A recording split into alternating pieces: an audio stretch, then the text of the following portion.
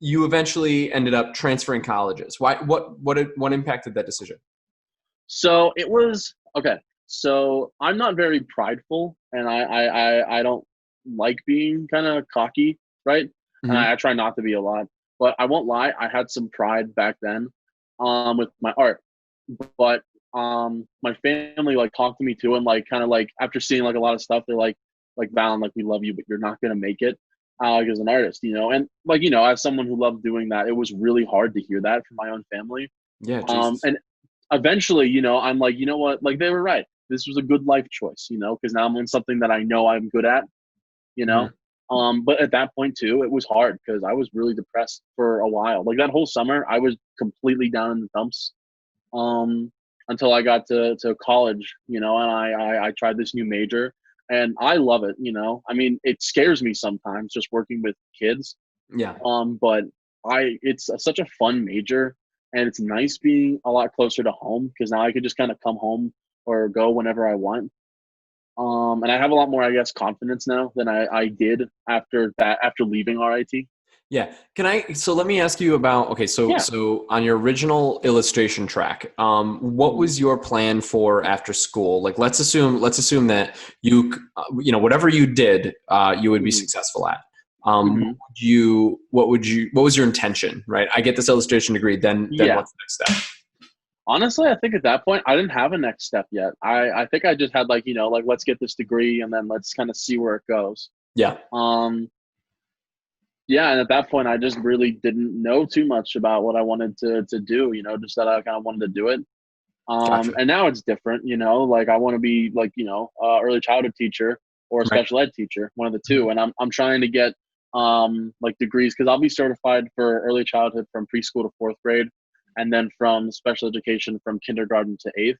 But I'm Cool. trying to take like some extra classes to get that certification from K to 12 and then from pre-K to sixth grade, so that there's a lot more room there. And Yeah. then like if say like one year, hey, I need you like for eighth grade, or I need you to teach like fourth grade. I'm like, all right, I'm good. I can like move around.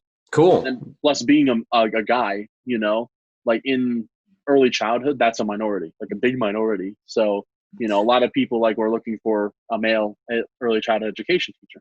Right.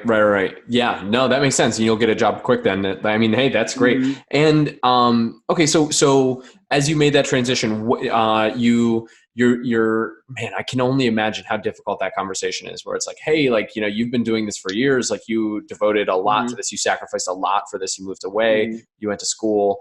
You found your own sense of identity at this school. But hey, also Hmm. like this might not work out.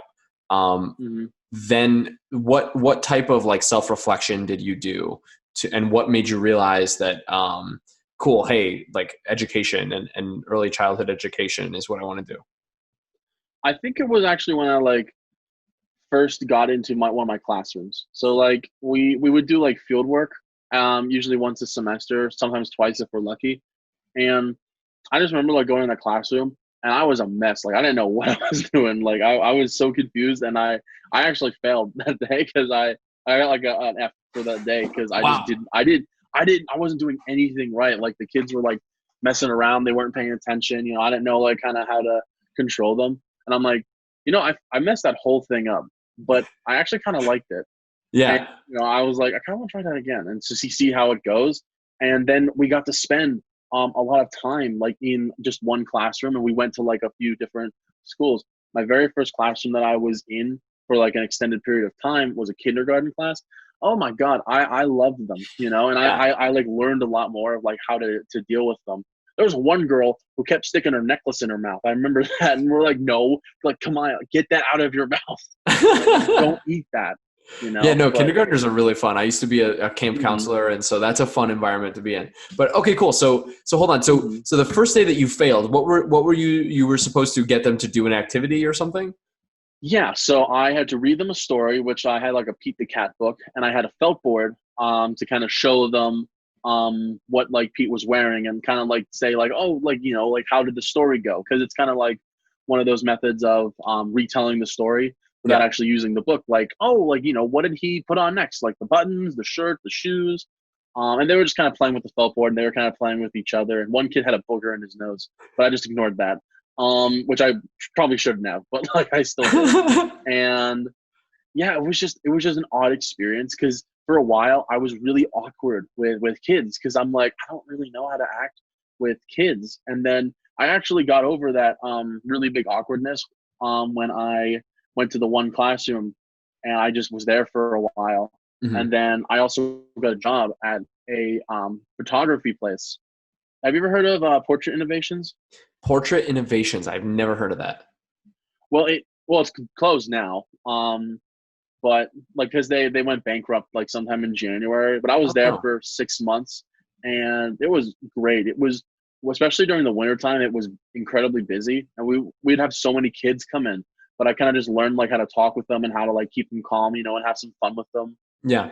which was great, because that really just kind of kicked my awkwardness with them to the curb. And now it's kind of like normal, like if you're being like bad, I'm gonna tell you like, hey, don't do that, just pay attention, be Yeah. fun, if you're paying attention, hey, good job, fist bump. Except I can't do that now because 6 feet social Right. distancing, so 6 feet, air bump. air 5. 6 feet apart. Cool. Okay. So awesome. So you transfer colleges after your Mhm. parents, or I'm sorry, your mom tells you, hey, maybe this is something to think about. You find early childhood education. You're currently enrolled in Slippery Rock, which is Mhm. a college in your hometown. Well, not my hometown. It's in it's in Slip, PA, Oops, but I'm it's sorry. like 40 minutes away, which is It's in PA. Sorry, you're yeah, breaking up a little bit. no worries.